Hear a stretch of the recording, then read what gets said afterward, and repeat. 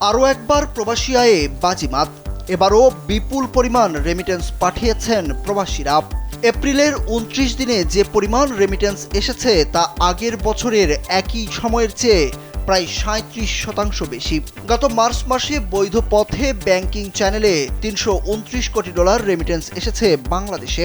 দেশীয় মুদ্রায় যার পরিমাণ ৪০,০০০ কোটি টাকার বেশি। একক মাসে এত বেশি পরিমাণ রেমিটেন্স আগে কখনো আসেনি বাংলাদেশে। সেই ধারাবাহিকতা অবশ্য আছে এপ্রিলেও। প্রথম ২৯ দিনে বৈধ পথে ব্যাংকিং চ্যানেলে ২৬০ কোটি ৭৬ লাখ মার্কিন ডলার প্রবাসী আয় বা রেমিটেন্স এসেছে।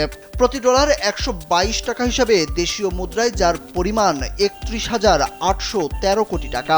যমুনা ইলেকট্রনিক্স ঈদে ডাবল খুশি অফার সিজন ৩। যে কোনো পণ্য কিনলেই পাচ্ছেন নিশ্চিত ঈদ উপহার। দৈনিক গড়ে রেমিটেন্স এসেছে প্রায় $৯ কোটি বা ১,০৯৭ কোটি টাকা। বুধবার রাতে বাংলাদেশ ব্যাংকের নির্বাহী পরিচালক ও মুখপাত্র আরিফ হোসেন খান এসব তথ্য জানিয়েছেন। সংশ্লিষ্টরা জানান, অর্থ পাচার রোধে বর্তমান সরকার কঠোর অবস্থান নিয়েছে। হুন্ডিসহ বিভিন্ন অবৈধ চ্যানেলে টাকা পাঠানো কমে গেছে, ফলে বৈধ পথে রেমিটেন্স আহরণ বেড়েছে।